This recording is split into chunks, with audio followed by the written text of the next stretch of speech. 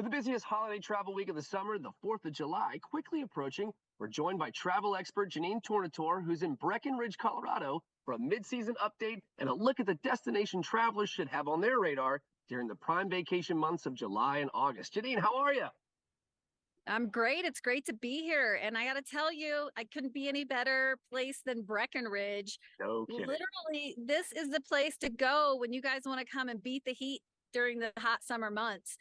You know, they sit at 9,600 feet elevation here. So there's relatively no humidity. The weather is just perfect almost every single day. So it really doesn't get any better. If you're looking for that kind of cool escape this summer, being up in the mountains, it really doesn't get any better. And I have to tell you, there's so much going on in Breckenridge during the second half of summer. Of course, you have all the great on-mountain activities from hiking and biking, really for all ability levels here. You have everything from, scenic chairlift rides to ropes courses. They even have summer dog sledding and a really fun mine tour that you can take here. And the events really don't end even at the end of summer. They go all the way into fall. They have their International Festival of Arts. They have their Breck Film Festival, a wine classic, and more. And I'll tell you, one of my favorite things is the diversity in lodging here. You, of course, have great condos, great hotels with suites. They even have fun new properties. There's one called the Carlin that's a restaurant and it's like an inn above with some really great rooms there.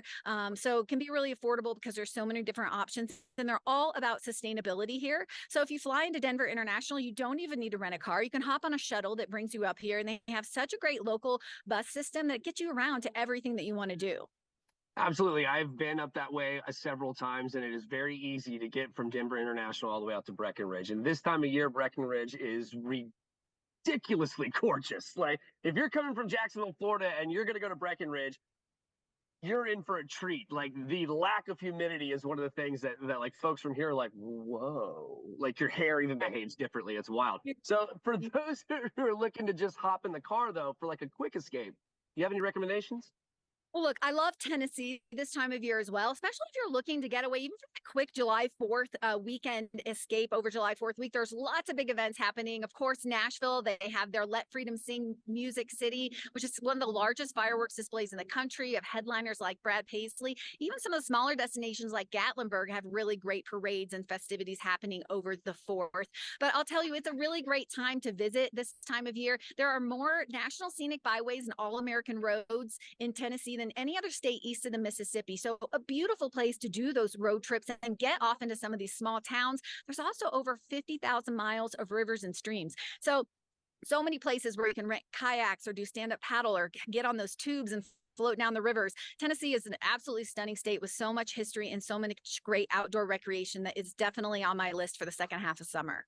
Oh, I've spent a lot of time up in Tennessee. I'm actually from North Georgia, and kayaking, if the folks who watch this show know that I'm an avid kayaker, so that's right up my alley. So as we approach the second half of summer, where should travelers be looking if they still want to get away? Well, we did the short trip, but now, like, maybe we do want to get away, go somewhere a little bit further. Where should we think about going in the second half of summer? Well, really, my last real tip for you is to not rule out something like camping. I think a lot of people think camping, I don't have a tent, I don't have equipment. How am I going to do that?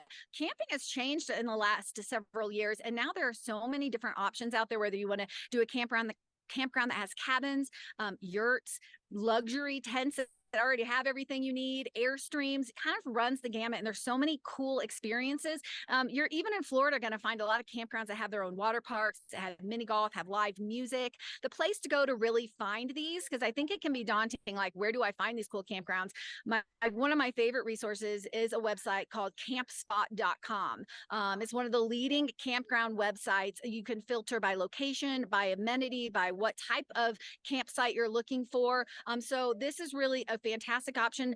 You're going to find in late summer campsites from $50 a night in a lot of destinations. And it can be one of the easiest things to do, right? If you're just looking for that quick drive somewhere from home. Excellent. I'll tell you what, I want to jump into a yurt. That sounds amazing.